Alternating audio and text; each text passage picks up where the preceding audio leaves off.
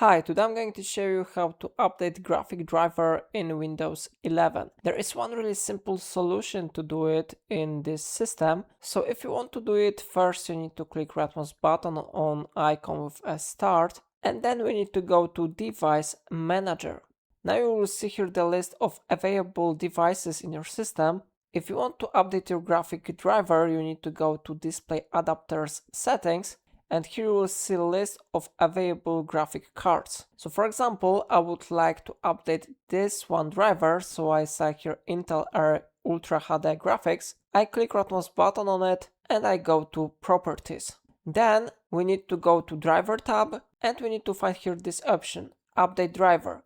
It will let you to update the driver for this device. So I select this option and now you will see this question, how do you want to search for drivers? You have here two options to choose. First one is search automatically for drivers and the second one is browse my computer for drivers. I recommend you to select first one option because then Windows will search your computer for the best available driver and install it on your device. So I click on it and after a moment your new drivers should be successfully installed.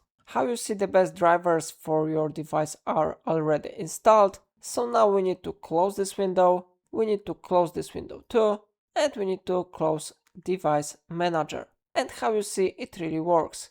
If I helped you to install new graphic drivers in Windows 11, remember to like this tutorial and subscribe my channel. Please let me know in comment if it's of a problem.